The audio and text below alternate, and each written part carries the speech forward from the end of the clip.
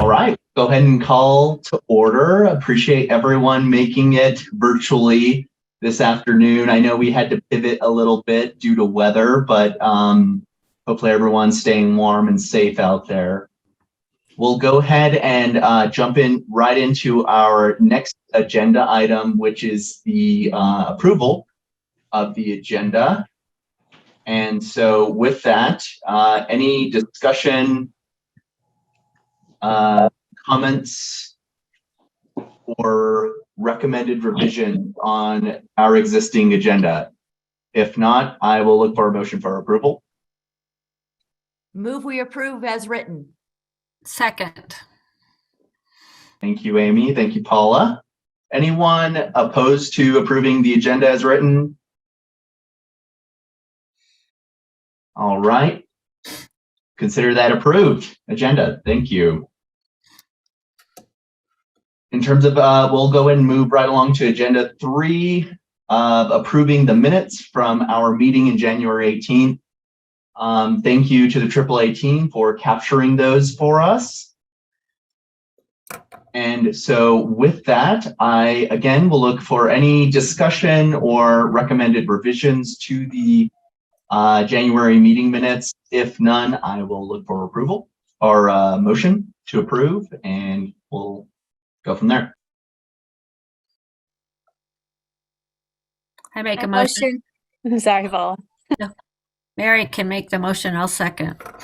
Sounds good. Sounds good. Anyone opposed to approving the meeting minutes in January? Considered approved. Thank you all. All right, well, we'll keep on moving right along here to our action items or public comments, my apologies, and presentations. I don't believe we had anyone. I know Kathy has joined us this afternoon, but other than that, yeah, no public presentation today scheduled. Is that right, Melissa? Not that I've heard of. And Jody, have you heard of anything? No public comments have come to me, Mr. Chair. Thank you, Jody. Thank you, Melissa. We'll move right along here to the next agenda item, and we will look to vote on the principles of engagement. If you recall, we did cover these during our last meeting in January. And thank you again to Melissa and Mary, who helped put these together, and all of our collective insights to help us get to this place. So with that said, we will look for any discussion on the principles of engagement and any recommended revisions. If none, we will look for a motion for approval of these principles of engagement.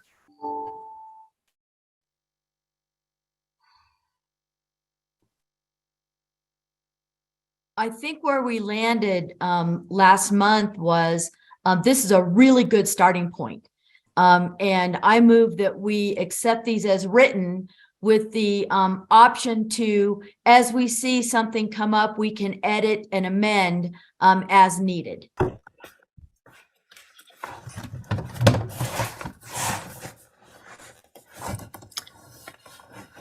I like that, Amy. I think that's a good call. Because it's just to be flexible. I mean, change is constant. So, what are Any your other? Oh, go ahead, Paula. Sorry. I was just gonna say, what does anybody else think? I thought we also talked about putting them in like the new committee members like handbook, or we talked about something like that, didn't we? In the last meeting? And we did do that. There was an orientation yesterday with the two Steves, and they were gone over and included in a new orientation packet. So they liked what they saw. If I can speak to them, yeah. Very. Mm-hmm. Yeah, and we were also going to add it to our agenda once we've voted this in. So with those comments, I guess the new what we'll vote on, just kind of newly stated, as Amy has recommended. We can vote to approve these as written with acknowledgement that they can be just acknowledging that it is a live document and can be adjusted or revised as needed after discussion by the commission. Does that capture what you were saying, Amy? Yes, so moved. Okay. Thank you. Second. Thank you, Paula. Anyone opposed to that? All right. Consider approved. And thank you all for being so thoughtful on those. Really, as Paula had said, just a really good conversation with our new onboarding commissioners, who were impressed that we had the insight to weave those principles into our operations and how we just really conduct ourselves as we prioritize and we'll do things in the future. So thanks again on that. So next action item, which is voting Kathy in. Melissa, were we going to hold off to March to do that, or are we looking to do that today? No, let's hold off until March. I talked with Kathy earlier today too. So she's working on the application and will get that to us, and we can do it in March. So again, I was rushing that through and apologize for that. And we can just wait until March. So, and Kathy's good with that as well. So. Great. So I don't want to muddy things too much, but are we going to have to revise this agenda to move this to next agenda? No? No, I think that's okay. Okay. Yeah. I tabled, right? Yeah, we can table items as we go, so that's not a problem. Got it. All right. We're moving right along here this afternoon. Well, we'll move over to 6A and membership committee. And Paula, I am going to give you the floor. Thanks. Okay, great. At our last meeting, we talked about a board membership matrix, and I think we discussed, I can't remember if it was at the meeting or at the executive committee meeting, where we actually pulled the document on the screen and discussed what type of categories that we were wanting to have represented. Melissa, do you have that document? I can pull it up, and it was Okay. during our executive committee, but I can pull it up. If we want to ultimately share it, we can. We'll just take a few seconds as Jared gives me an opportunity to share my screen. But let me. Sure. So instead of shooting in the dark, like I have been on the membership committee, just kind of thinking of names and randomly asking people, Dayton came up with the idea of really having some sort of matrix where we could be a little bit more strategic on where and how we're going to where the need is, and where we have a weakness on our board, on our commission, and really go after people that have the knowledge or the strengths that we are lacking. And so I thought that was a great idea. And so then I found a matrix that we completely massaged at our last executive committee meeting. And this is what we came up with. And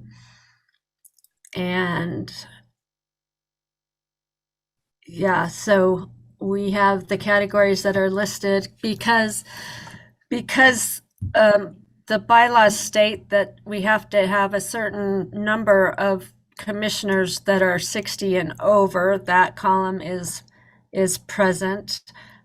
We would like to know the region where they represent, or where they hail from, or have experience in. The consumer experience related to aging. This is where their expertise may lie. uh, and that could be housing, transportation, caregiving, those type of focus areas that we always gravitate to.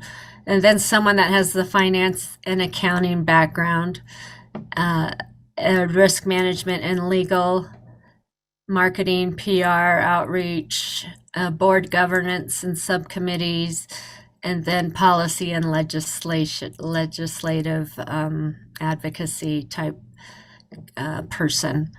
And with who we have on the committee right now, we could take the time, or you could send this, email this to us, and we could try to just plug in where we think we fall and see what we have left that is open. And that could be my starting point for my new search engine, if that sounds acceptable.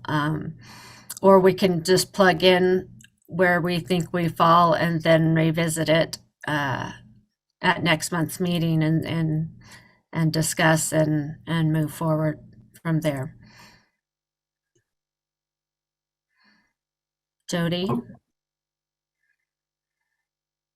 Yeah, thank you, Paul. I want to give you a tool along with this that could be very helpful for you. At last week's PPACG Board of Directors meeting, a list of empty appointed seats was shared with the whole board.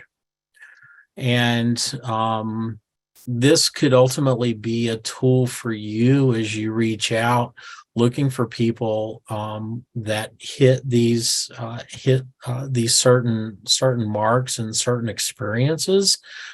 Could be helpful, because on the Commission on Aging alone, 1, 2, 3, 4, 6, there are 11 appointed positions currently unfilled. And that could ultimately help you as you are reaching out. And we can get you connected. Melissa can get you connected very easily with the board members who serve these areas, to say, to kind of make that connection. Hey, I'm on the Commission on Aging. You saw the list of empty appointed positions. These are some of the experiences that we're looking for. Do you have someone in mind that you would like to appoint to the commission? Now, I'm saying that because it is an opening. It doesn't mean that you can't have a private citizen not appointed, but just apply on their own. So it really gives you, it gives you two channels. That ultimately, there's Park County. I'm going to look at Amy for a minute. Amy, for a moment. There's an opening in Park County. There's an opening in Alma. Opening of Fairplay. Those are the three that are open appointed positions that you and Amy, for example, might put your heads together, or get with our board of director member of the Park County Commissioners, which is Dick Elsner, and say, do you have some ideas of who you would like to see be part of this? So I'm sharing this so you don't feel that it's a task fully on your own. We have opened the eye. There was some interesting discussion after these slides went up, to say the least, by our board members saying, "Oh no, we have to do more. We have to get people involved." And so they've been made aware of these openings, and I think that's a great opening for you as you work to fill these positions. But again, it does not predicate having private citizens who are not appointed. No, I appreciate that, Jody. You bet. I really appreciate that. Any and all avenues, I think we are open to. Definitely. I was supposed to attend that PPACG board meeting last week, and I was sick. But Dayton, do you have any comment on that meeting? Were you able to attend? Yes. Yeah, I was able to make it, Paula, and appreciate the invite, Jody, to be introduced as the chair for this commission to the rest of the PPACG board members. I guess to that idea, Jody, that you're bringing forward of this not all being on Paula's shoulders. This is totally a collective effort on how we recruit, how we get folks involved and participating on this commission. And I think this is a really good first step for us to have an awareness of where our expertise lie. If we're all in agreement of this matrix and this being encapsulating of what we're wanting to tune into, I think that was kind of the purpose of this tool, was where are those sort of areas of expertise that could really help drive some of our strategic directions that we're identifying with. For an example is like, what does outreach look like by the commission? How do we improve our name recognition and let people know what our goals are, and get folks to be in the seats to do public comment? I think those are areas that someone might, check that box around marketing, PR, outreach, that we could use someone on our group that could help us think differently on how we could get that going. But I think I think first step is to kind of nail this down as a tool for us, so we have that awareness collectively. And once we all, to Paula's point, are able to kind of fill in where we feel each of us sit in these categories, Paula, as the chair, can communicate to the rest of us, guys, we need someone who has caregiving expertise or risk legal expertise or advocacy expertise. And I'm sure, given our networks, that one of us will have a name in mind, and we then can ravel that out to an outreach or an introduction with Paula, so that we all are working toward that and filling this in. And also, to Jody's point, using those channels that are available to us. Now we know where we lie with what we're looking for to add to our group and our different perspectives that we're bringing to the table. So I'm really hopeful that this could be a tool that we adopt, that the membership committee adopts. And I think Paula has really just ran with this and has been really great. I'll full stop there. Any questions or comments on that part? And then I want to hit on one of these columns. I'll kind of second you, Dayton, is just, while Paula is coordinating this and kind of leading the charge, it really is up to every member to think about their circle of influence. Who are the people that they know? Who is that person across the table at that meeting they go to every week? Who do they know at their church? Who do they know at their social event? And Paula, you creating this piece makes it is going to make it much easier for the rest of your board members to join you in that effort to know where the gaps are. So kudos to building this. That's going to make it much easier for all of you to pull this together. So well done. If you want to, since it sounds like you get the board invite, if you go to the invite and look up the board materials, if you go to agenda item 6J, that will have the portion of the memo that shows the gaps on the Commission on Aging, and specifically it's page 45 of the board packet from last week. Okay, great. Dayton, I don't know if it's here where we talk about what we discussed yesterday as far as community outreach and a few ideas we had, or should we wait till later? I would wait, Paula. It just my 2 cents. I think what I would like to see is kind of agreement on the adoption of this tool, some conversation on whether we're missing any of these columns. I'll speak to column D there. consumer experience related to aging. And you could see those like other names that we were trying to make interchangeable of like a senior Samaritan or a the other. So the idea in that was having representation from a senior who's experienced some of the challenges that we're trying to solve themselves.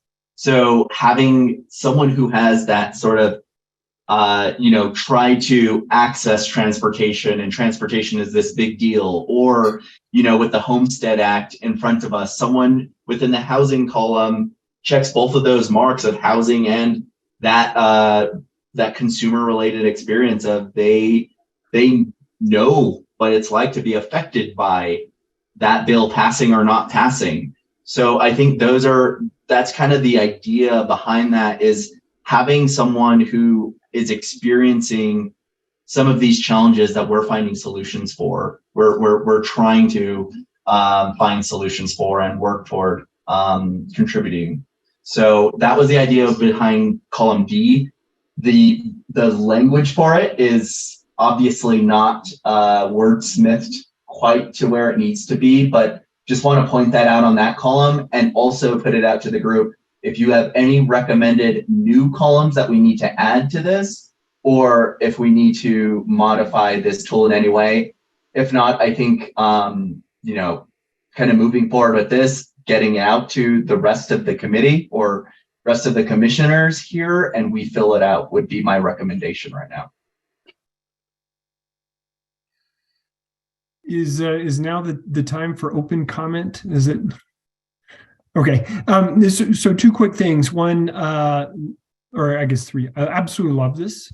I think this is just going to be a great tool to help define sort of who we are and where we need to fill in, obviously. But to me, health needs to be one of those columns.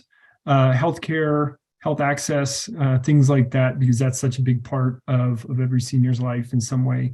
And then, just again, my 2 cents would be just put this in place and run with it. And if there's something that's missing, that will come through. If we don't get like column D worded exactly right, people will put a bunch of different things in there, and then we'll find out if that needs to be subdivided or collapsed into one or something. But to me, it's like the quicker we can get this out there, the quicker we'll find out whether or not sort of like make any tweaks that are necessary. And I'm just going to throw in a quick comment. As we each fill this out with our own, where we believe we are, we may have to just put a comment in there about maybe we don't fit into these categories, and we'll figure out how to mash it together for just an informational tool. So I think that's great. And I apologize. I have a meeting with the Attorney General's office in 4 minutes regarding a bill I'm working on. So I am going to have to bow out. I apologize, but it's important to Park County. So, but before, really quickly, thanks for that heads up, Amy, and thank you for your comments, Steve. Melissa, before we let Amy off the hook, do we need to do anything before she leaves? I know we have appoint committee chairs. Does she need to be present to be appointed chair? Okay. No, I volunteer as as vice chair. So I'm at your service as much as I can serve. I'm on board. Thank you, Amy. Thanks, Amy. Okay. Thanks, guys. Have a good rest of your day. All right. So with this next steps, Paula, is it okay if we now send this out to the rest of the commissioners and we complete it? Yep, absolutely. And in terms of your expectations of us, anything we need to have in mind as we do that, timeline included? Timeline, I would say by the end of this week. It's not, you don't have to spend a lot of time on it. I think you know where you fit, and so I would like to see it returned, filled out by everyone, and then sent to everyone by Friday, end of day Friday. If that's sounds okay. Any objections to that? No. That sounds doable. All right. Thank Thank you, you. Paula. Yep. Any other membership committee updates?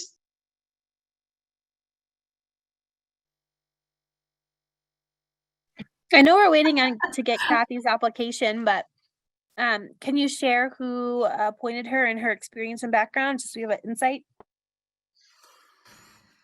I'd be happy to if you want me to speak, or am I? Yeah, Kathy, go ahead. That'd be great. Okay, so I'm over 60, so I can check that block off. I live in El Paso, so there's another block. I'm a state representative for District 5, so which is El Paso. I'm a 40-year civil service employee with the Department of Defense, retired from Fort Carson. I was a CNA for 10 years. I worked with people with developmental disabilities for many years, and I'm concerned about representation of persons that are deaf. I do know sign language minimally. And I struggle myself as a person with a disability. I have multiple sclerosis and I had a stroke. So I struggle myself to get services and to get durable medical equipment. So those are some personal items I'm concerned about.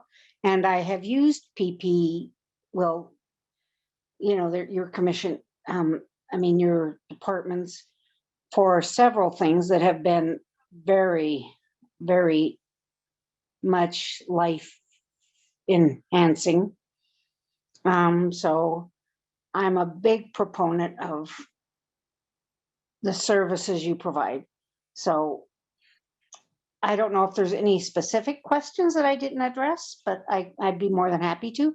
I was a military brat as well. So my entire life has been military one way or the other. And Kathy, which commissioner reached out to you?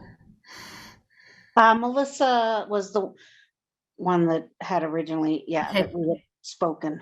Okay, great. Thank you, Kathy.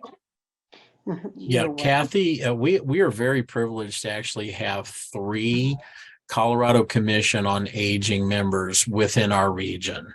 Kathy is the specific one representing our congressional district.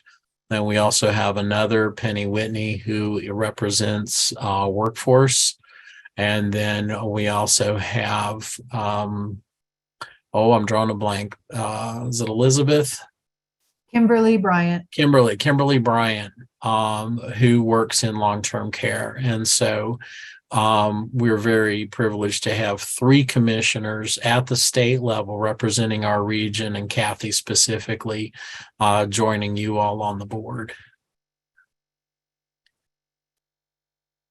Hopefully. Thank you, Kathy. Yes, I can speak confidently. Yes, you will see a vote next month positively moving forward. So thank you for that, Kathy. I think that's all I have right now. I did hear from Suzanne Baker. She is out of town until the end of March. And she said she would reach back out and we'll have a discussion at that time about her interest and availability to serve on the commission. And I did want to add, I'm sorry, I didn't mean to interrupt you. On the state, I'm on the public policy committee. I'm gonna attend the workforce committees, being both a senior who would like to be in the workforce, but because of my stroke, I need very, very, very part-time and been having a hard time finding a job that's, everywhere that said they'd hire me, want me for at least 20 hours. And I just don't have 20 hours right now. But, and also as a former CNA from that perspective as well. So I will Thank you, be Kathy. in those commissions or subcommittees, so. Really appreciate that, Kathy, and look forward to your insights as we move forward on some of these initiatives in front of us. We'll go and move forward to 6B here in Policy Committee. And I know temporarily we were going to lean on Amy and tapping into some of her insights that she's gathering from sitting in on the meetings with the Colorado Center for Aging, formerly known as the Colorado Senior Lobby. I know they have a dedicated website, and we might want to take this time. Paula, I know you'd mentioned that you're familiar with the resource that they have that is a bill tracker. And so I think it's a really good thing to just have an awareness around of what this group is doing and what they're working toward on the legislative front. So Paula, if you don't mind me passing the ball back to you to share that resource from that perspective, that would be really helpful. Yeah, I'm trying to share it I have the link saved, and I'm going to share it in the chat so people can, except I can't find my arrow for some reason. So I might be typing it into the chat. But that's my plan, is to share, just to type that link into the chat and have you all just check that out. It's what's discussed every Monday at the meeting. The Colorado Center on Aging meets every Monday and discusses a myriad of things, but this is always at the top of the list. So that's what I have. Thank you. And for those of you who are unfamiliar with the Colorado Center for Aging, they're a 501(c), and let's see, their mission is to educate and inform the public, community leaders, and elected officials on diverse communities across the state and issues that impact the health and well-being, of older Coloradans. They make policy and rulemaking processes accessible and understandable while providing an advocacy platform for the issues most impacting older Coloradans. So certainly a group, I think, to have an awareness of what they're doing, considering they have a great membership following and high participant engagement in a lot of these legislative dealings at the state level. So with that, if there's no other items for 6B or discussion for 6B, happy to move on to 6C. And Jody, I will lean on you and hand you the floor for 6C, please. Sure. Thank you. Good to see everyone. The PPACG Legislative Committee has met a couple of times, and a couple of us have already testified on a bill. As you know, last year I went up to the Capitol to testify on behalf of the senior homestead property tax exemption. And that failed at that time. It did come back. This was done again by Senator Liston. He invited myself and several others that had worked with he and his team on the rewrites to bring this back to committee for review and vote. And we testified, myself and our PPACG lobbyist, as well as a past chair of the Regional Advisory Council, which is another one of our councils here at AAA. B. Babbitt, Dr. B. Babbitt, she also testified on behalf of that bill. Due to a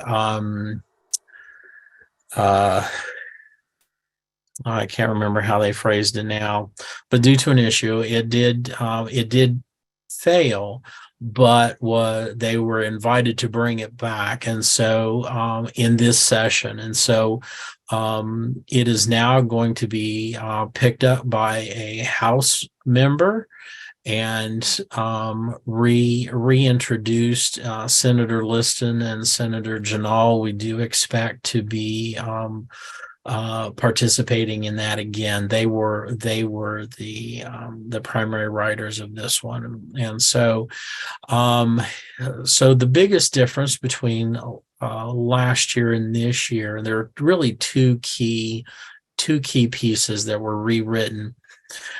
First of all, this is both a senior and veteran senior property tax exemption, and so that language has changed a little bit. But the two primary pieces really are around portability for medical necessity. That would allow someone who's been in their home more than 10 years, has reached the 65 years of age requirement of the current property tax exemption. And I do want to clarify, for those of you who may not be aware, this is actually a bill in place that seniors can take advantage of. And so they can get a property tax exemption on their property tax bill if they've been in their home, their primary residence for more than 10 years. They do have to complete some paperwork with the tax assessor's office here in El Paso County, and really, effectively the county that they live in. And so it's effective for all over. But the big change this year was portability for medical necessity. There'll be a document that's created that the older adult or the veteran would be required to get from their physician who would speak to that medical necessity. It can be something as simple as oxygen and elevation. And so someone moving perhaps from Park County, for example, to El Paso County for sake of their oxygen intake, that will be one of the valid medical necessity needs, for example. And of course, it could be far more complex than that. Someone has a stroke and can't take care of their home, right? And so they need to move. They may need to downsize into a smaller home, a home with no stairs or limited stairs or whatever the case might be. And so portability for medical necessity is one of the changes. The second change is last year, there was a requested increase in what that exemption would look like. And it was like going from 0 to 60 in one change, even though there had been no change in the 20 plus years since this bill had been written into place. And so they approached it this year, phasing in those increases for the property tax exemption. And so those two items were adjusted for this year's. Effectively, there were no issues with the writing of the bill, the purpose of the bill. In fact, there was no testimony against the bill. But a technicality created a situation where there was a 3-2 vote to not bring this bill. Again, they have invited. They went through the particular steps to make sure that it can be brought back. It will be brought back in this legislative session. We don't really expect any big rewrites, but this will hopefully get around whatever the technical issue was that person felt they needed to vote against the bill.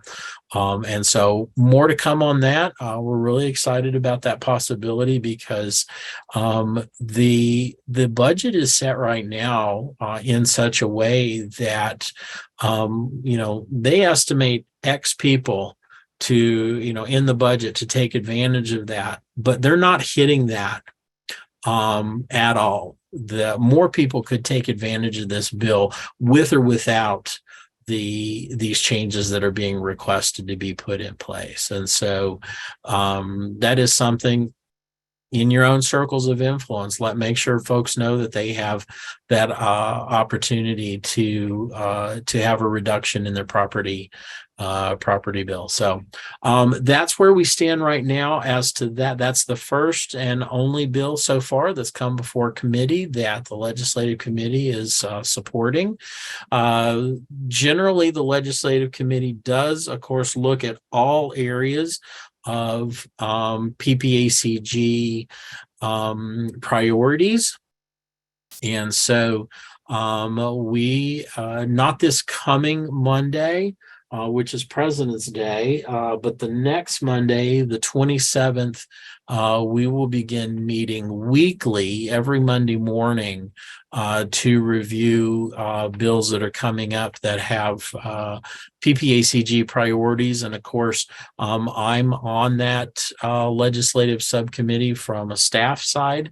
And we will be watching for any legislation that comes up for discussion around aging issues. And at this point, we're not seeing anything specific. I know that Colorado Center for Aging does have their list, and so we'll be watching that as well. That is one of the tools that our lobbyist also uses as he's reporting out and keeping us posted.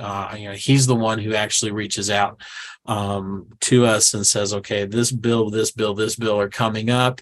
Who's going to testify? What do we need to do? So he helps coordinate all of that. Melissa, I see your hand. So did I hear you right that as of now, that is the only bill that the PPACG group was tracking, but that's in reference to just the aging sector. Is that correct? Correct. Yeah, Okay. just the aging. Yeah, just the aging sector. There are a variety of others that hit on other PPACG priorities. Okay. Yeah.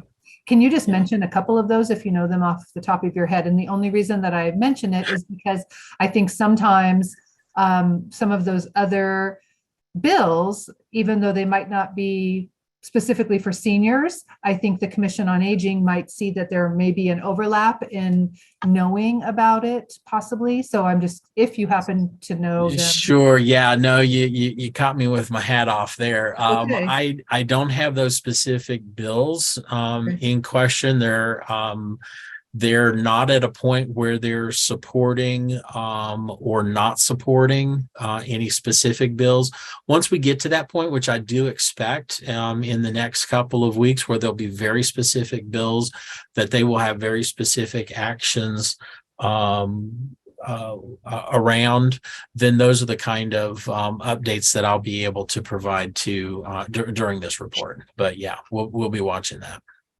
Jody, I so appreciate the insight on what's going on with that specific bill. I know this last time we were looking to engage folks, not only from this commission, but who we might have in our networks to participate in that, in testifying for that bill. I'm thinking the commission can really be a good sort of pathway to engage folks in that process. And so in terms of advance notice or how we might start thinking about getting the word out for that opportunity, what is the typical timeline? And that's something that I'm trying to kind of wrap my head around, of how we can be responsive enough and activate certain channels to engage people in that process. Because this last time was definitely a quick turnaround, but we now know that this is still on the docket. It's going to happen. how can we anticipate that next time around where there's that? Sure. Yeah, that's a fair question because I know you're a planner. I'm a planner. I want it on my schedule. I want to do this. This year we had more notice than we had last year. Last year I was approached as I was walking in the building. Can you be at the Capitol at 2 p.m. today? Sure. Let's do it. This year, I think we got about 3 days notice, which, was the day that I emailed you, Dayton, around this. And so it really varies. It depends on when they get it moved into a specific committee, how things change. I mean, even I'll give you a little bit of example.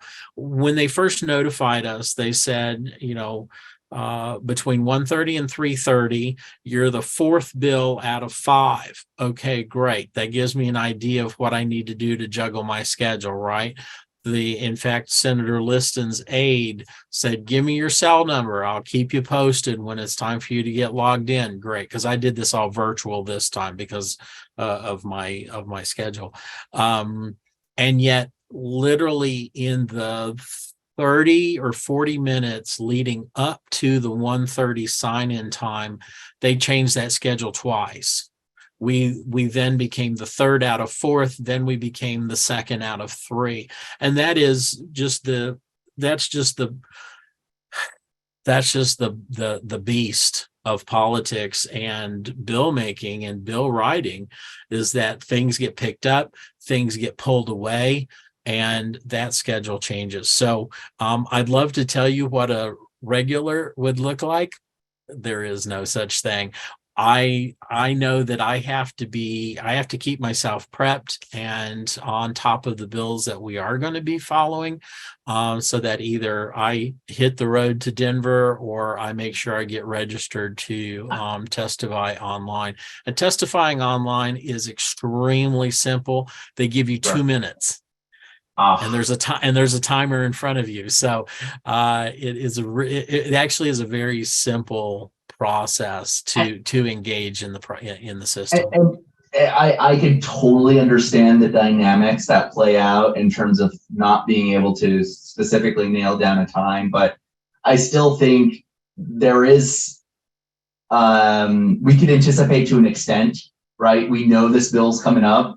So how do we then communicate like, hey, there's going to be a testifying opportunity for this bill. So start kind of building that pool of people who might be engaged, and we could send that communication out whenever that communication services it's happening in 3 hours or it's happening in 3 days, whatever the case may be. But that is just an example of like how we might be able to take this information that the Homestead Act is in front of us. Now we start working on getting the communication out of a testifying opportunity is going to come up within, I don't know, we throw a range out there. Would you like to be contacted should this opportunity present? And then we could activate that. It's something Sure. Yeah. You're still asking for promises I can't make. But I totally get where you're coming from. But what I would suggest, kind of the second part of what you were describing, Dayton, is what are the bills that we anticipate and who could be involved in that, whether it's in testifying or research or whatever. So I think there's still a lot that can be done there so that when we do get that call, I mean, literally last year, I was barely, that exterior door that's next to my office door, I had barely stepped inside that. And my boss comes to me and says, what's on your schedule? Can you be in Denver at the Capitol by 2? I mean, it literally, we didn't anticipate that to actually go to committee for at least another week, and it can change on a dime.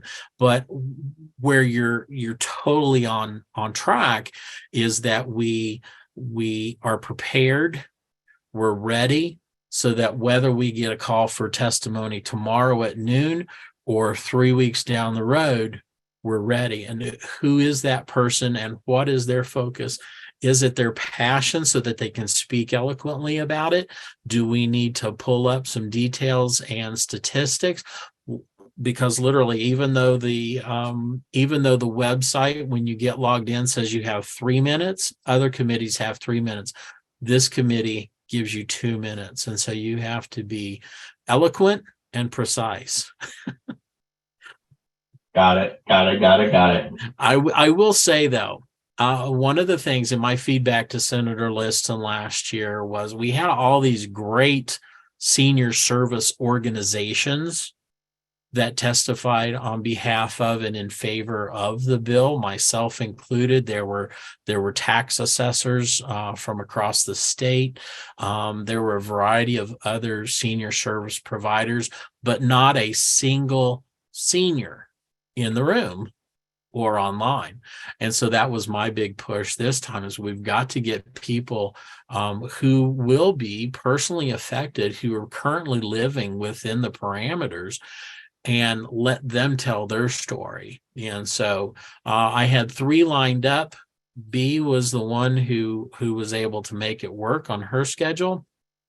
Senator Liston also had invited an older adult to share as well. And so we had 2 seniors this time, which, I was really pleased to see that those recommendations were taken. And like I said, not a single negative testimony to the bill. They were all pro bill.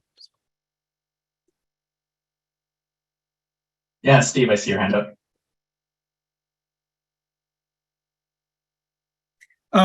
So it sounds like it's difficult to make the live testimonies happen because of schedule and other things.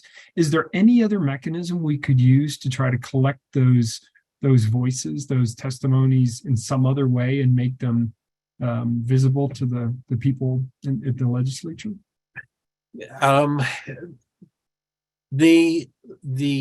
So there is the in-person, and then they have created, since COVID, they did create the virtual or online. They effectively use Zoom to do those testimonies that can't be there in person. There really isn't, unless there's information that might be asked of us by the legislator who is sponsoring the bill. But that would have to tie directly to either the writing of the bill or perhaps inviting particular persons. I'm not really sure, but I don't know that it sounds to me like, Steve, like you're asking if maybe video or pre-recorded testimony might be allowed. I don't know the answer to that. In the environment that I was in last week when I testified, it was, live, virtual and in person. I don't know that recorded testimony, but I can ask that question. I can reach out to Senator Liston's aide and ask that question. Sure. Yeah, because it just sounds like there's just some sort of like systemic challenges to being able to get people there to either do it virtually or live, and just trying to find some other way to get that voice in there. So. Yeah, they have definitely expanded how one can testify, which is nice. Part of that issue is not that there aren't people available. Like I said, I had 3 people lined up. And ultimately, it came down to 1 plus myself and our PPACG lobbyist. He's a contractor for us, but we'll take care of everyone we can to speak to the viability of the bill and the process. So, but I will ask that question.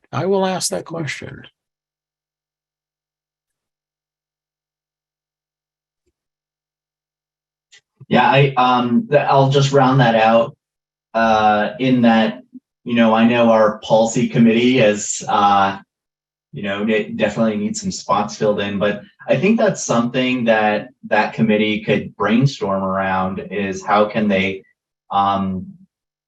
begin just to start these types of conversations of how we engage and ensure that seniors' voices are represented at the legislature, and they are, those testifying opportunities are accessible. I think that those are some good things for the policy committee to really think through and talk about.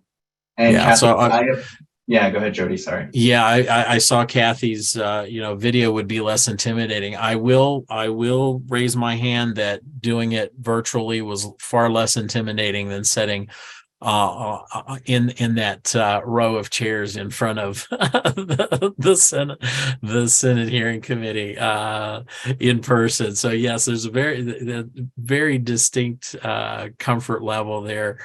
And I would imagine video would be even less so because you might be in your own environment. So point taken, and I'll reach out to Senator Liston's aide to ask that question. Jared is he's in the Pikes Peak Area Agency on Aid, or Pikes Peak Area Council of Governments slide you can see there. Jared is our public information officer, and he mentioned that we can always it's always good for folks to submit letters of interest or support to either their immediate legislator, or if they know who the legislator is of record of a given bill, whether it's the writer or the host or the co-host of that bill. It is really important for them to hear that, because the senator or House member, when presenting their bill, does not have a time limit. And so they can, and in fact, this time Senator Liston did provide several quotes. And, thinking back, in hindsight, I'm thinking, maybe he pulled those either from conversations with older adults or from letters or phone calls that his office receives. And so, people sometimes feel maybe discouraged that if they write a letter, it's not going anywhere. I would say, having lived this process now just a couple of times, that the senators that I've had the opportunity to work with, both Senators Liston and Janal, are so very focused on aging issues that come before them, that they ultimately turn into a bill and bring before the hearings, that they are listening, and that they are looking for that input. It's not just them sitting in one of those chairs. They want that input to help drive the argument for supporting that bill. So that's something else that could be shared as well. My thought, kind of going with what Steve was saying, and kind of to piggyback what Jody was saying, when I've worked on legislative pieces, and currently I'm working on a legislative piece at the federal level, regarding a personal matter. Sometimes it's hard. The legislation just does the legislation. To Jody's piece, you don't know when you're going to be called to testify. It could be that day, and it can be changed within, you're going on at 2 and all of a sudden, hey, it's 1:30, we're jumping in earlier, it's going to be later.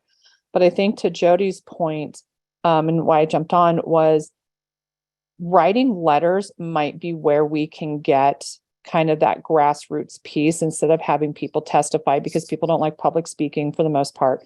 Sitting in front of a panel is a little intimidating, even on Zoom. At least they're at home and they're feeling comfortable. But even just making a call and putting out a call to action to seniors about a bill, I think might be an advantageous thing to look at, because then that's just calling from their home to the state legislator, as well as writing a letter. And they do pay attention to that. They do.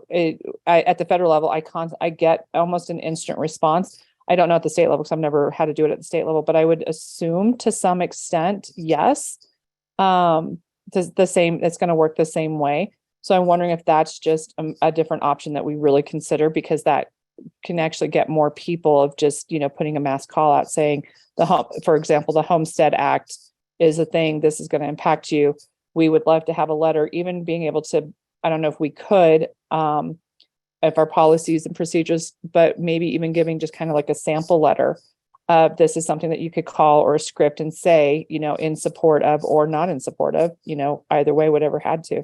But actually just giving those extra pieces to the people to do that. And then we kind of just help facilitate that. Yeah, that's certainly something that we could take a look at as we build out what the policy and legislative side of the Commission on Aging looks like. there are appropriate protocols, of course, working through the board of directors. But in this case, because it's ultimately supporting older adults to make that communication to their legislator, I think there are ways to do that would ultimately give them the freedom to do that whenever they would be available, either to write that letter or make that phone call with a script. I mean, that's really what you're talking about, Danielle, is giving them a script to know what to say when they do make that call or write that letter.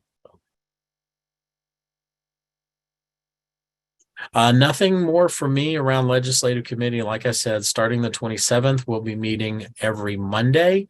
As the legislative session gets rolling, and it is already rolling very quickly, the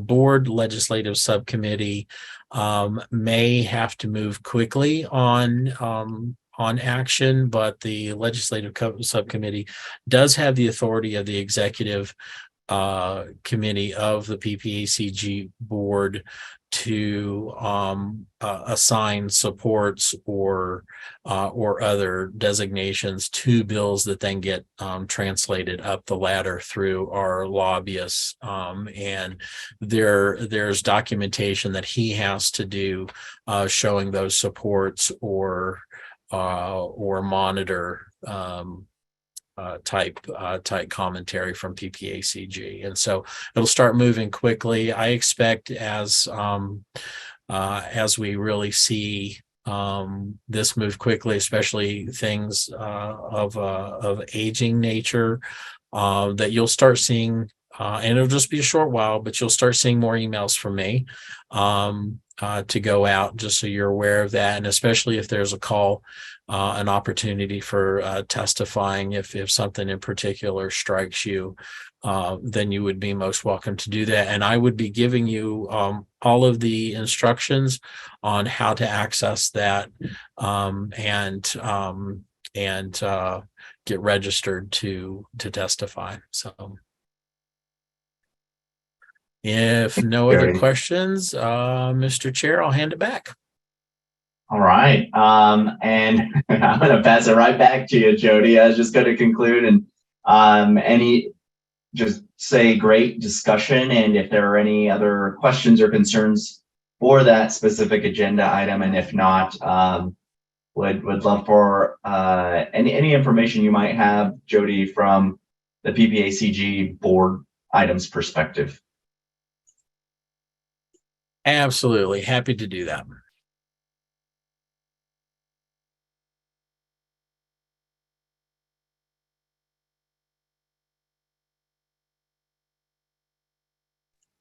Looks like no comments or questions on that item, so I'll hand the floor to you.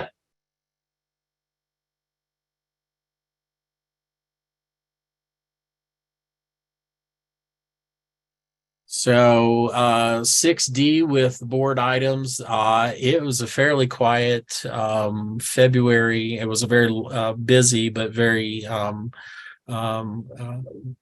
fairly quiet February PPACG board meeting. There were no action items. It was all information items that came before the board, including two items from Area Agency on Aging, including an update of our carryover funding distribution. And then as well, we reminded the board that we would be presenting in March our 4-year area plan. And so that was there were just information items this time around. So next board meeting is going to be March 8th. And it is, as a public agency, it is open to all of you So you're welcome to come in person and hang out with us, or you're welcome to log in from wherever you might be if you'd like to see how that works. Our current PPACG board chair is Mayor Sharon Thompson of City of Fountain, and the other executive members include Dick Elsner, Commissioner Dick Elsner from Park County, and City Council member Dave Donaldson.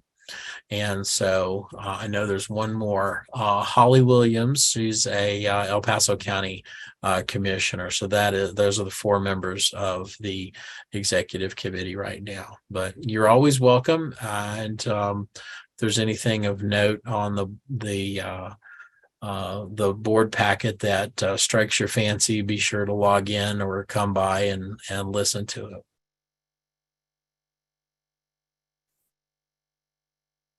That's all I've got for you. Thank you, Jody. We'll go ahead and move right along to the chair report. And I don't have very much to report out other than really just carrying on from my previous report out in terms of what are our success measures of this commission.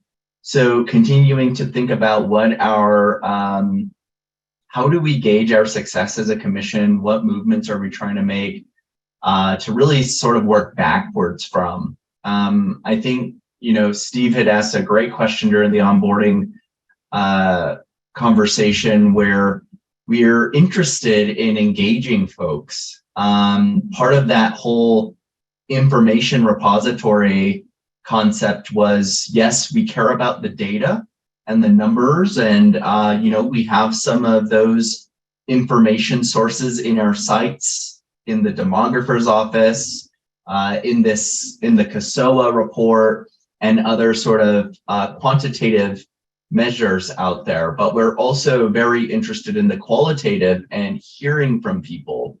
And so that does take, engagement amongst people. And do we have any idea of how we define engagement, whether it's us being in the communities, presenting to, civic leaders in these other counties in Teller or Park County, or even in front of the commissioners here in El Paso County.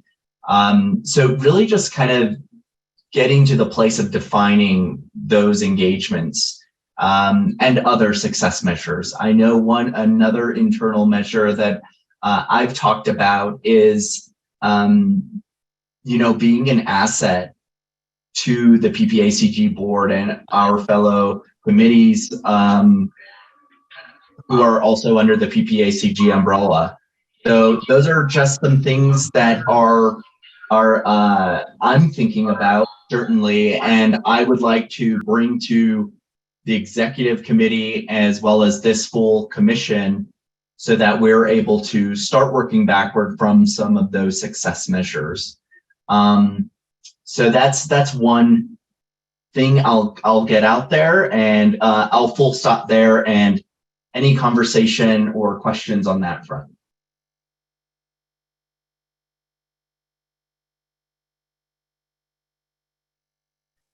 Dayton, what's the timeline? Do you have a set time you want to get that in place, or do you want to, hold some specific conversations around that, or do some discovery? What's the expectation?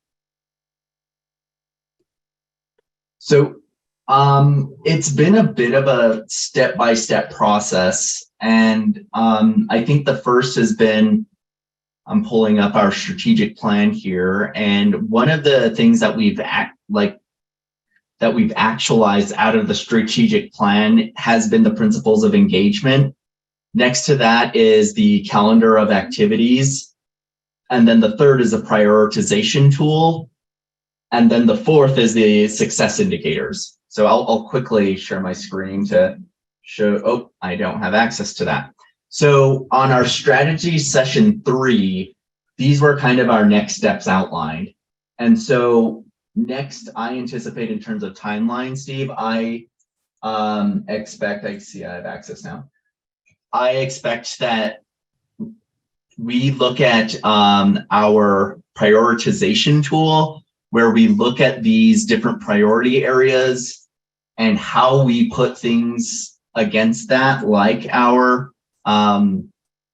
the Homestead Act or housing or these different types of issues, and how we rate them. So in my mind, the prioritization tool is what kind of actualizes first before these success measures. I could be talked out of that because I'm just going with what these next steps that rolled out of our last session, in our last strategic session. So my goal was to have the prioritization tool in front of this commission by March, since we've now have the activities calendar and the principles of engagement in front of us. Yeah, so this is kind of a thing that follows the prioritization tool. If I were to put a date on it or a timeline for accountability's sake, I would say April would be a realistic timeline to get it in front of the commission, which I realize is a little late in the game. That's starting second quarter, but that's kind of where my head is today. And I'm happy to take feedback on that. And this is a group effort for sure. Yeah, I mean, I'll just, if you need help with anything, let me know if there's some pre-work that we can do to start to pull that together, and make it easier. Just let me know how I can help.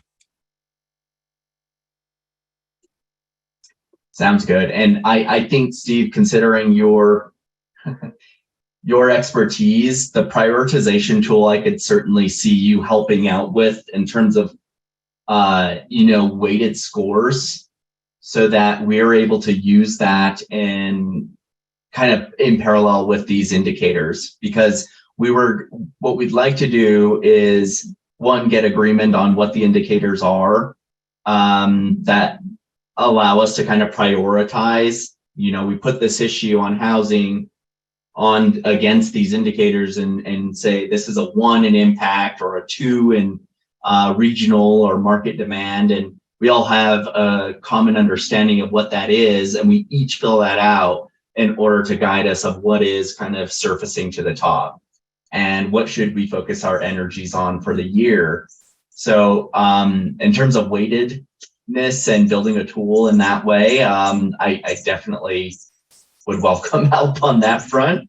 And then in terms of success measures, I think I want to draft something so that we could at least start getting feedback and, like you said, that kind of discovery session.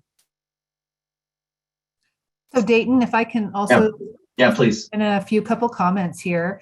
As a result of the executive committee, meeting, and then the new member onboarding that we had yesterday, and in light of, with your chair report, the idea of you appointing committee chairs today, we really don't have, the only real formal committee we have is membership. But we were talking about,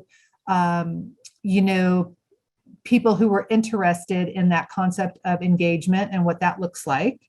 And so maybe it's possible that we could, rally those folks sooner rather than later to be kind of a little ad hoc committee and do some work.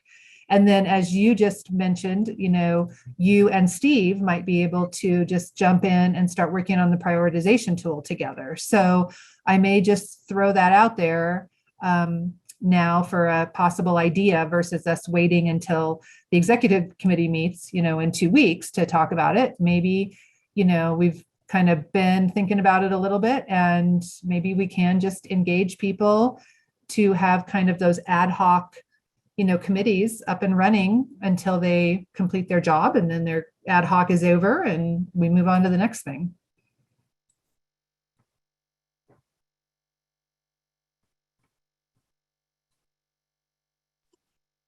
I love the idea. I noticed in our conversation during the onboarding, we kept on going back to, again, improving name recognition, credibility amongst this group, and just bringing awareness to what we're doing. So I am very open to that, all considering of where we stand today with our subcommittees, but would love to hear from others.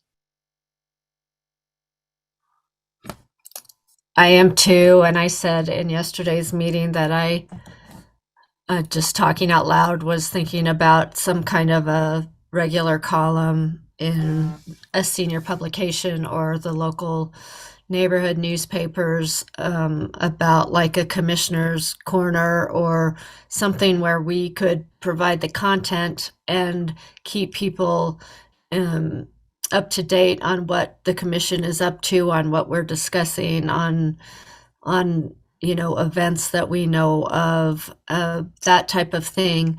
And I did email right before the meeting. I emailed 2 contacts that I have, and Ann Jensen from Pikes Peak Senior News has already responded back and thought that it was very interesting, great idea, and wants to talk more. So I, in those types of ways to connect with seniors that do like to read the paper, that do, connect in that way to what's going on in the community and in the world. I just think that might be a good avenue if we can come up with, biweekly content or whatever they're willing to provide, for whatever space they're willing to provide for us. So.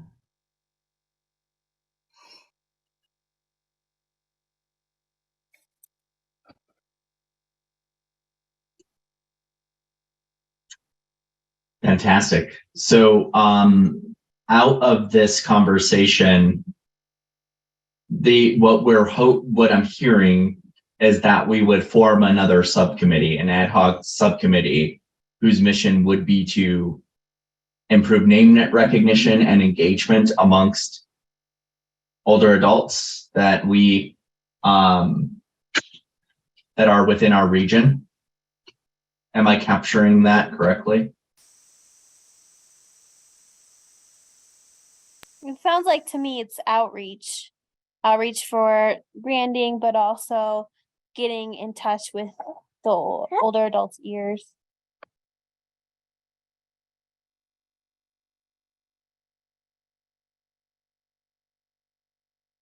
Yeah, I would almost break those two into separate topics, because name recognition could have so many different mechanisms, like you mentioned before, online and in newspapers and other things. And when you say engagement, I think of more, and maybe this is just a limitation on my side, but think of more like, how are we actually connecting with them? Steve with the PH mentioned yesterday that the ability to go be face to face and have a scripted set of questions to be able to ask and create engagement that way. That's a very tangible sort of engagement that to me is maybe something slightly different than name recognition. Although I don't know, what do other people think? Or if those two things are similar, maybe it is a good exercise to fold those together. No, I could see improving the improvement of name recognition could almost be a result of engagement or outreach, versus its own sort of dedicated effort in a group. So I could see engagement kind of being the headliner of it. Okay. And then also, I think we talked a little bit yesterday about there's almost 2 dimensions of it as well. One being are you collecting the voice of the seniors and finding ways to really create that level of engagement? And then there's how are you reaching out to other organizations, senior related organizations, leadership, city, state, local, county, and making sure that the coalition of XP Coalition on Aging has name recognition within those groups. So am I thinking about that correctly, that it's really within the population we serve, plus the other organizations that could be complementary or that we need to work with?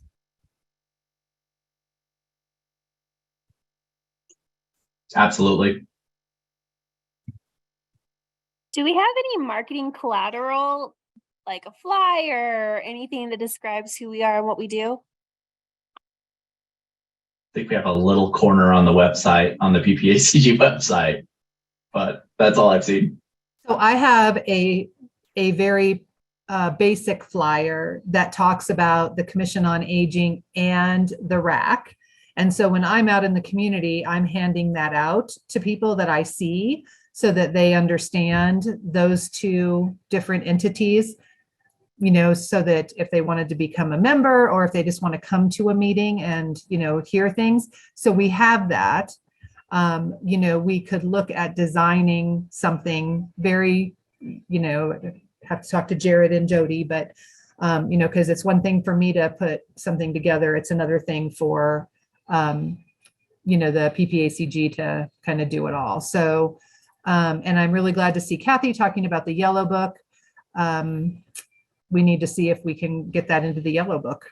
So, and I can't remember if we talked about that or not. So I have to follow up with Lucy, our person who does the yellow book. But yeah, we can have some type of a flyer, Mary, and see what that comes up to look like.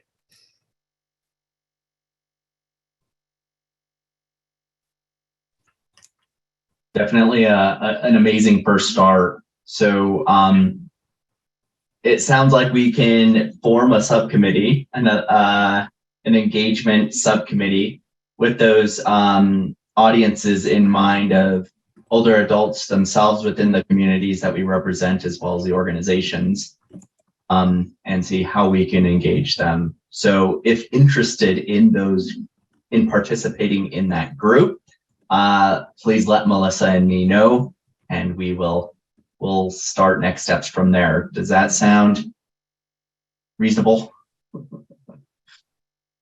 Cool. And then Dayton, are you and Steve P going to then kind of team up and do the prioritization? Yes. Okay. Well, am I volunteering you, Steve? I'm sorry. I definitely just myself need to be accountable, and I would really like to have the prioritization tool ready by our next executive committee meeting, and then ready for vote during our next commissioner meeting. Yeah, I can definitely support the two activities that we just talked about, the prioritization tool, and you know, I can participate and help in however I need to with the engagement component as well. I feel like those are things I can jump in and add value to right away. Thank you, Steve. And just remember, these are ad hoc committees, so we're not going to add them to the bylaws as official committees that'll be going forever. You know, it's just something that, you know, the commissioners will create as their own working group, kind of get a job done, and then, you know, disperse as a committee. So, and if people want any or need me to attend those meetings, let me know, but I may not be attending them. So just know that, you know, but if you need me to attend it for one reason or another and want my input, I'm happy to attend.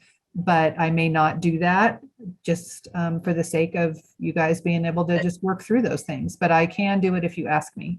Yeah, I appreciate that clarification, Melissa, for the bylaws addition or non-addition.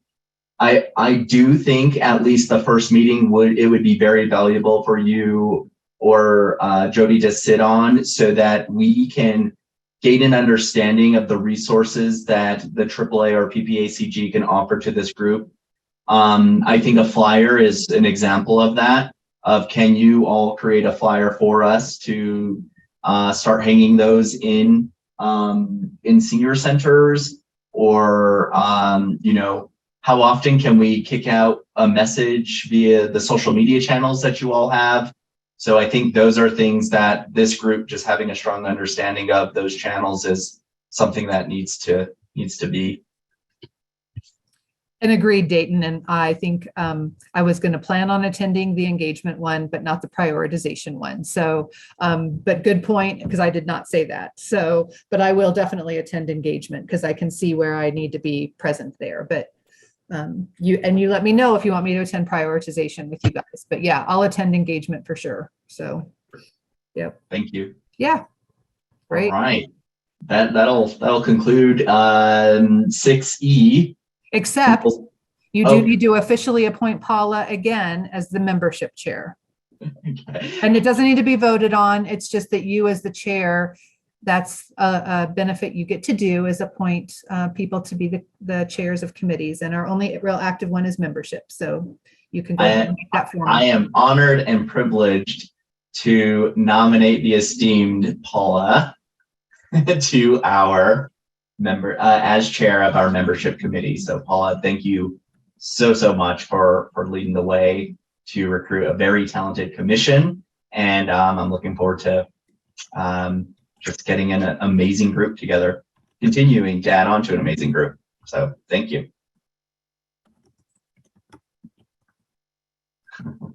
You're welcome.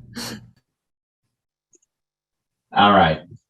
We'll move over to strategic planning, and Jody and Melissa, not sure if you plan on teaming it, but really excited to hear about the AAA 4-year plan. Okay. So I'll start a little bit, and basically leading up to the 4-year plan, one of the surveys that gets done, and again, this gets done once every 4 years, but it's a really beneficial tool to look back on. The state hosts a community assessment survey of older adults. And so that was completed a little while ago. And we finally, gosh, I think it was maybe a month and a half ago, got the specific results for each of our counties. And so I went through that study and actually just pulled some numbers and categories and created the spreadsheet that you guys see in front of you. And what happened is the Regional Advisory Council, who's really, along with the staff, responsible for kind of coming up with the 4-year plan for the Area Agency on Aging, took information from the CASOA and came up with some priorities for the 4-year plan, which we'll just touch base on briefly here in a little bit. But so again, the survey was done. It was actually done kind of at the end of the summer, and then they had to collate the results. And this was done for the whole state, but then they did drill it down to our 3-county area, Park, Teller, and El Paso. We had 1,157 completed surveys turned in. They actually polled 11,173 folks and got 1,000 responses back. So that was statistically valid. And so we went forward with it. I do not have a breakdown of how many were in Park, how many were in Teller, or how many were in El Paso. But as you'll see the results here in a little bit, I think most people will agree that it kind of resonates with what you would be thinking the residents in those areas were kind of saying. And so basically there's I think 6 overarching categories, which you'll see here in a few minutes. A lot of questions on the CASOA, and the way they analyzed it was they just really kind of overlapped different answers into different categories to get kind of the overall feel of what people are thinking about. And so the first kind of category here that you see is just overall community quality. And so how did older adults in the area, feel that their community is, is it excellent or good? Do they plan to stay? Is it a place to retire? And you can see that looking across Park, Teller, and El Paso, Teller County was kind of the winner there. The majority of the responses there, people really felt like it was an overall great community. And then Park County, interesting, the lowest score of 60, those folks were not saying it was the best place to retire. They might say it was overall a great community. They are planning to stay, but in reflection, hey, maybe not so great to retire here. which you'll see why they might have ranked that here in a little bit. The far column on the right is the overall for all of the counties kind of together. And that's kind of an area for us as a area agency on aging to be looking at.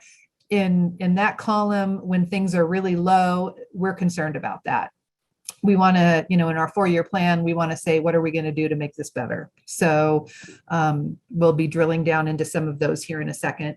The next category is this community design. And so this is where you see, transportation resources, housing resources.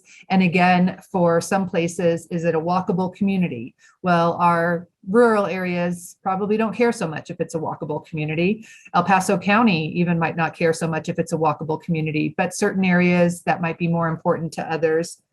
And you can see kind of the overall biggest concern there was affordable housing. And for all of the regions, for the whole entire PPAAA as a region, only 17% of respondents felt like affordable housing was something that was available to them and attainable. So, and the Park County had the biggest concern about having affordable housing. El Paso County, a little bit, higher, but still overall a big concern that people didn't feel very good about having affordable housing there. Interestingly enough, the car piece, feeling that they could access and get around with cars was ranked relatively high for the region overall. 75% felt that, having a car, it was easy to get around and easy to access. But again, we also know that if you're an older adult and you're not driving a car, there's a problem with transportation. And then that's where you see the transportation system, excellent or good, only 38% felt that that was a positive thing. So a lot of people super concerned about transportation and housing. The next one I'm going to go into, and I'm going to go over all these, and then if people have comments or questions at the end, that would be great. But let me just get through all of them first. And so employment and finances. This was, interesting in terms of just getting a pulse on how older adults feel, they're financially, ready to continue on in their, aging realm. And, do they want to work? Do they not want to work? There's some nuances here that we don't really have good details on, but this at least gave us some pieces to look at.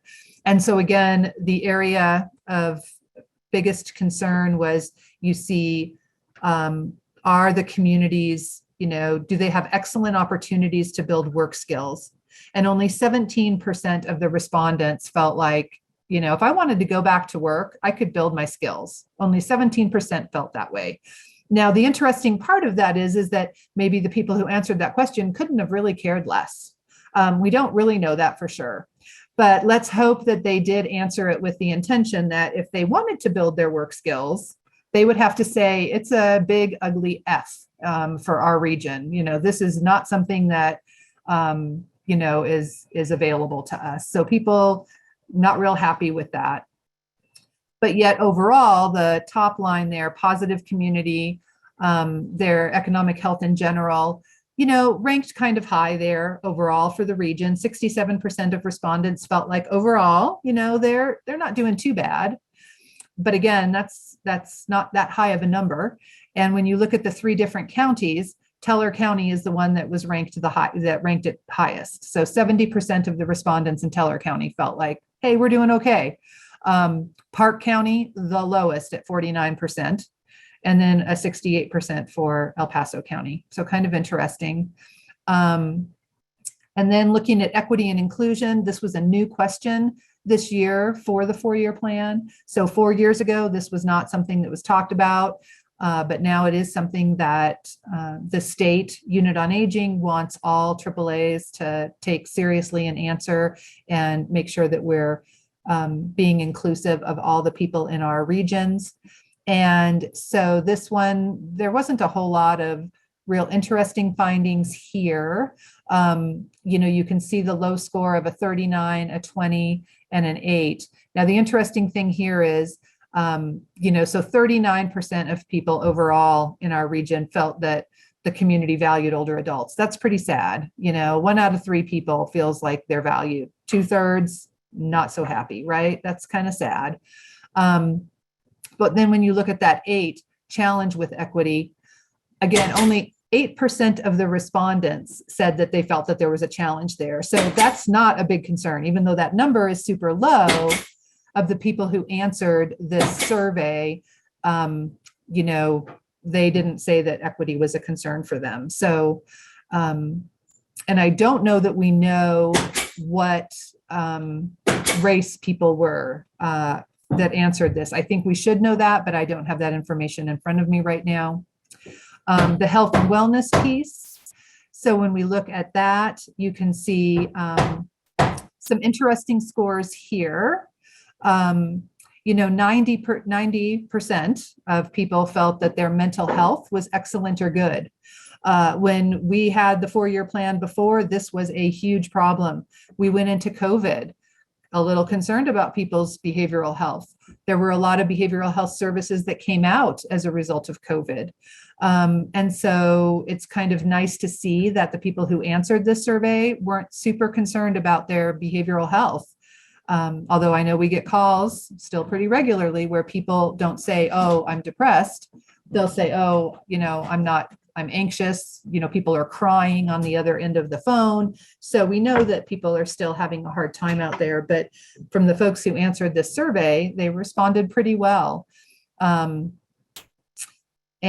again, only 22% felt like they were having mental health challenges.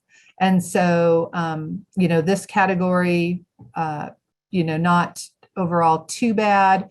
34% were concerned about their physical health. But yet 80% of folks said that they felt like their physical health was pretty good. And you can see across the different counties, Park County, 85% of the respondents felt like they were in pretty excellent health. So those folks that are in one of our most rural counties say, hey, we're doing great. Whereas El Paso County, 78% felt like their physical health was in good shape. Information and assistance, the next area. This is something that has risen to the top at the state level that, people do not know who to call when seniors need help, whether you're an older adult or whether you're a caregiver. People don't know who to call, and they should know. This should be a campaign that is nationwide. It should be, advertised, need help, call this number, and it should be an area agency on aging, just like with 211. It should just be on everybody's tip of their tongue, and it's so not. People who responded to the survey were shocked that there were resources that were available to them. They had no idea. They made comments about that, and folks want to know. And so this was one of those things that at the state level, especially, as well as at the AAA, we've got to get the information out. The Commission on Aging, it's a mission for the commission to get the word out. We're not alone here. We've got work to do. And the next category, productive activities. What do people think about in terms of being able to be engaged, civic engagement, caregiving, opportunities to volunteer. And so with this, again, you see the challenge with caregiving is an 11%. Well, that means that only 11% of the respondents felt like they had a challenge with caregiving.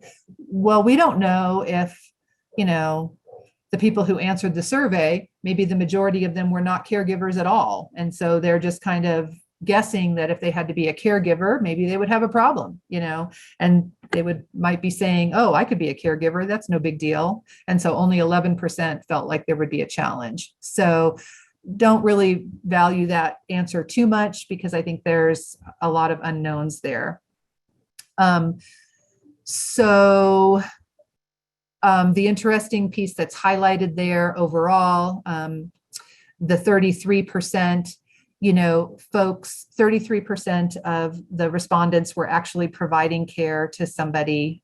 So that means 1 in 3 of the respondents were actually doing something with a person, which, we might have wanted to see that number lower instead of 1 in 3. Glad to not see it, 99%, but also not surprised, because the people who are responding to it, a lot of them are probably, independent seniors and seniors living alone. So go ahead and scroll back down, or scroll up, I guess. And so then I'm going to skip the economic contribution. That's just kind of an interesting figure. But what we tried to look at as well then were from the last CASOA in 2018, you see some areas where things have declined. So people in 2018 felt like the cost of living might have been better. They felt like participation in the community might have been better. Anyway, we saw, a decline there. And if you focus on the column on the far right, you see that we're just kind of surprised to hear that people don't think that our region is that great of a place to retire in comparison to 2018. Service provision is a problem, employment opportunities, not as much. Cost of living is a concern, the quality of food, and lack of housing options. And then specifically the challenges that the respondents mentioned, I highlighted those so that you could see what was kind of common across the 3 different areas. And so ultimately maintaining their home, whether that means in Park and Teller County, they're concerned about being able to maintain septic systems, being able to maintain driveways that need to have, periodic grading done, to, the city where people are worried about, can I maintain, which is true in Park County and Teller, is can I maintain my roof? Can I maintain the steps coming into my home? So maintaining a home was a real concern for people, as was transportation. So you can kind of see those commonalities there. And then to kind of end on a little bit of a positive note, the areas that have been improved, there are a few. Believe it or not, even with COVID, people feel like a sense of community has kind of improved a little bit. They do feel a little safer. And again, what we saw overall, people felt like their physical health is a little bit better than it was, when it was done 4 years ago. So that is the quick overview of a lot of the data that was presented to us. And that led in our 4-year plan, kind of our focus for the Area Agency on Aging going forward, once the RAC approves it, which will happen next week, and then it'll go to the PPACG board in March. Kind of the priority areas are going to be transportation, family caregiving, information and assistance, maintaining housing, and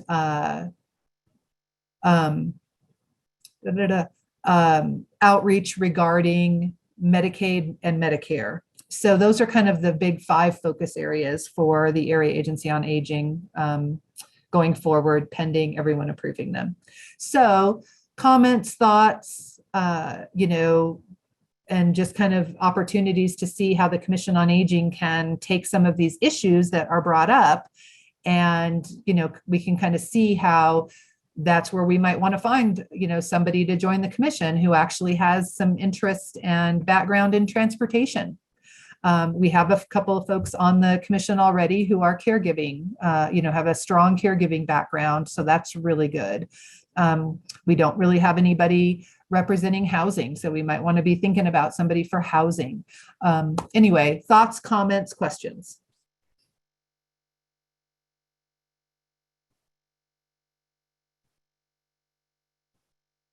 That's an awesome set of information. That's the first time I've got a chance to see that. That's pretty awesome.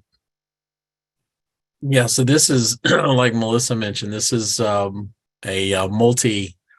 it's been almost a year process from the very beginning, talking about the survey when it started going out, and understanding more about the data that would be collected and that kind of thing. So it's a very intensive process, and this is done every 4 years. And so I actually sat on the Regional Advisory Council as a volunteer when the last 4-year plan was being developed. And so it was right about the time that Melissa had been hired. And so it's been really good to see how this has changed over the years, because, all of us working in senior services could sit at our desk and never step out the door and give you the top 5 issues around aging, right?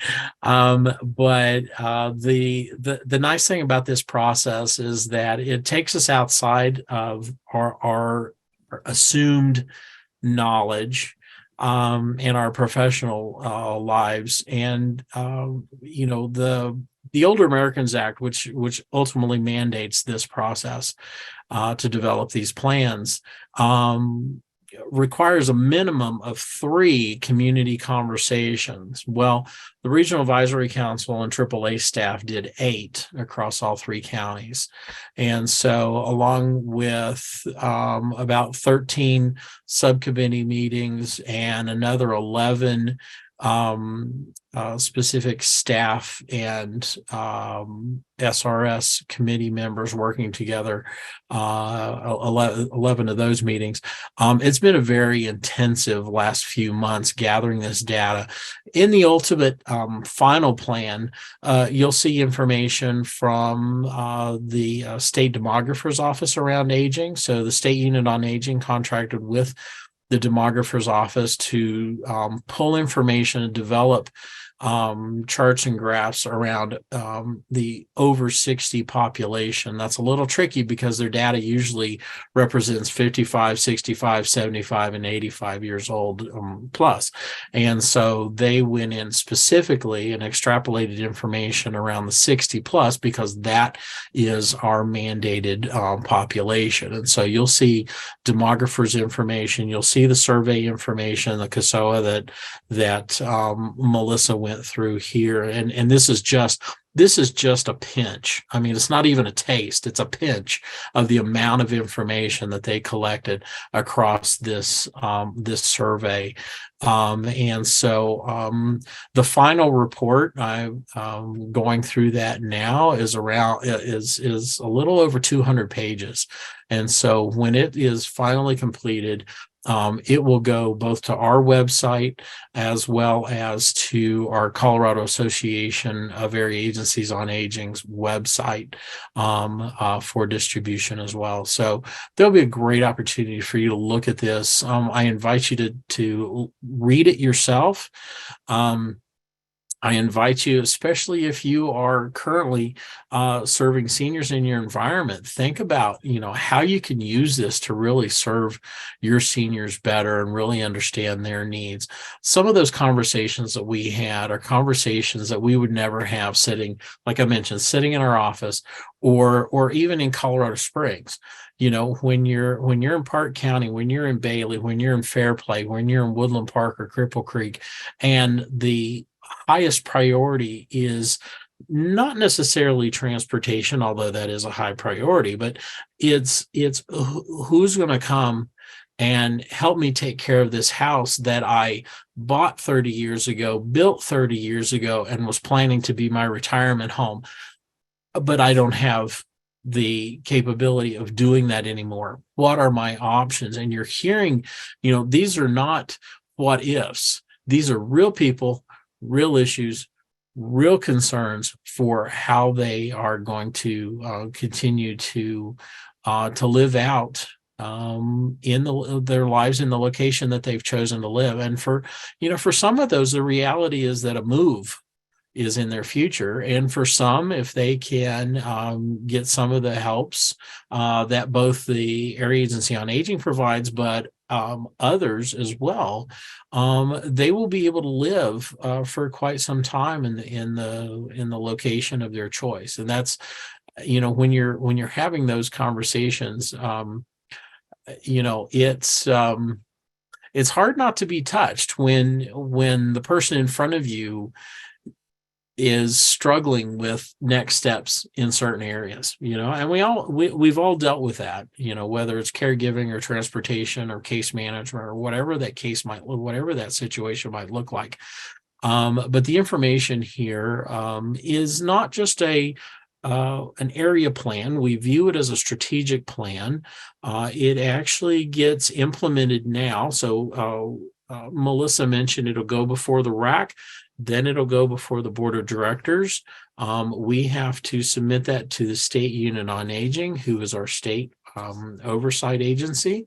That will be combined with the other 15 area agencies on aging across Colorado, ultimately to develop the state aging plan or state area plan, which ultimately then goes before legislation around our funding. And so that's very important to understand, okay, so yeah, it goes on a bookshelf at the area agency on aging. So what? No, this is a very active plan. It's real. We use it. We actually develop our priorities working with our PPACG fellow staff and working out our priorities and our work plans from year to year. As part of the last 4-year plan, we actually developed what's called a strategic review subcommittee. And so that is a subcommittee of the Regional Advisory Council that meets quarterly and goes through, okay, you said you were going to do this. How's that going for you? And really just, so what are you doing? What have been the challenges? What have been the wins and successes? And so we're actually reviewing it on a quarterly basis. And like I said, we ultimately use that. We build that into our annual work plans and our strategic priorities for PPACG. And that's why there is such a strong aging component within PPACG in what supports we receive, legislation, ultimately the supports. I think the last couple of items I've taken to the board of directors, a few questions, approvals, and they are very, very they're interested in what's going on around aging services across the region, but also know that not just the staff who are passionate about what we do, but the volunteers. So both the Commission on Aging and the Regional Advisory Council are very passionate about what they do and very active in their roles. And so we just have a lot of great support from the top down, from our board of directors through our executive director, and then being able to take a tool like this area plan, and really develop and grow with it to act as a guiding document that is it's going to be live until it's time to do it again. It's something that we use every day in our work day. So just wanted to share that with you. The committee, Melissa, Jared, so many of our staff, every single one of our Regional Advisory Council members participated in some way, shape, or form. Dr. B. Babbitt was the moderator at every single one of our community conversations. And every RAC member participated and has participated in multiple areas of this entire process. So just really, really proud of the RAC, proud of our staff for pulling this all together to create a really quality product that we'll be able to share and hopefully look more towards increased funding to come into the region. So congratulations, Jody, to you and all the energy and effort that went into that.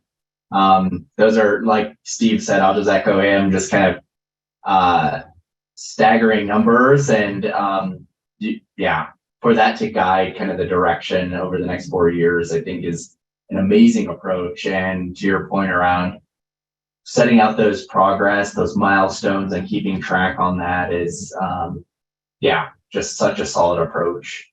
And I'm looking forward to seeing how COA could complement or amplify, enhance the work that you all are setting out to do over the next 4 years. So congratulations again.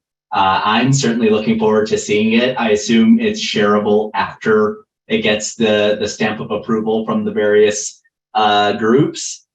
And absolutely. Absolutely. We are a public agency. So once it gets final board approval, it's public. So it'll be posted on the website, like I mentioned, and it'll be shareable. You are welcome to review that and share that out. Beautiful. And use it. The data's there. Yep. And I certainly think, part of this, which I see this commission in right now during this first quarter, is yes, we're working on these things and actualizing some of those tangibles that we'd hoped we'd have out of the strategic planning sessions. But, you know, simultaneously, I'm hoping we can develop some of the awareness and educate ourselves on things like this, the CASOA results, the AAA 4-year plan, the PPACG strategic plan. I think these are all such valuable pieces of information that we all need to be equipped with as we prioritize ourselves and really figure where we plug in at and can be most effective. So thank you, Jody, for that. And thank you, Melissa, for that awesome information. In respect of time here, I'm going to ask that we move the PPACG strategic plan to the next meeting if we can. So shelve that. And then as far as the prioritization tool, we'll also table that till next meeting where we'll actually review it and have that. I know we've had a little bit of discussion today on it. In terms of discussion items, I don't see anything under that. And so with that, I'll move to announcements. Just to kind of set that out, we do have 2 minutes. So if you do have an announcement, please make it in 30 seconds or less. I know we all have so much exciting things going on in our world. So I'm going to leave the floor open for any commissioner announcements that you might have.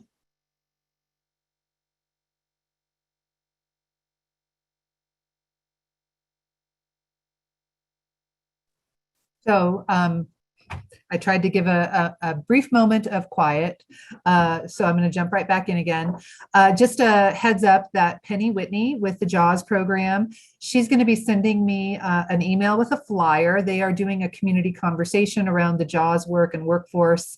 And it's going to happen on March 3rd. Don't have the date or the location, but I will send the flyer out to you all when it comes. And she's hoping that there might be a commissioner or two that might want to sit in on that workforce conversation.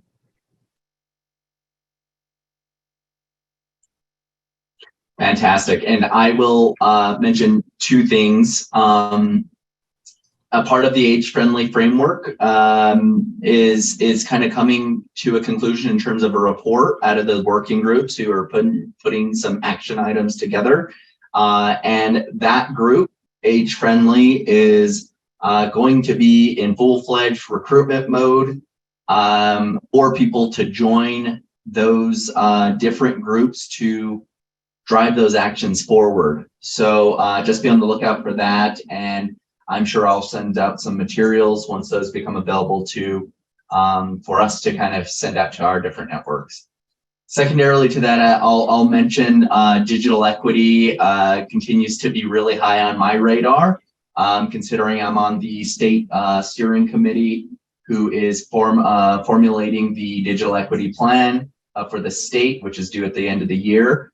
It does have underrepresentation geographically in the state, as does it of senior representation and really speaking to the older adult voice in these digital equity conversations. So it is an open meeting, and I would suggest if you or anyone who you might feel would be interested in participating in those conversations to please get in touch with me. I'm happy to get you a little bit more information on where that group is at progress-wise. And I will end there and leave it open to the group if we have any other comments. Otherwise, we are at 5, just a heads up there.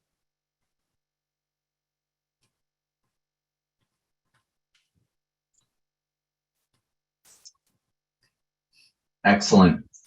All right, everyone. Well, we are at time. I appreciate you all so much for your commitment and dedication to this group. I'm looking forward to, again, just continuing our awesome momentum and having a strong year in front of us. So thank you, Jody and Melissa, for all your amazing work and support from the AAA.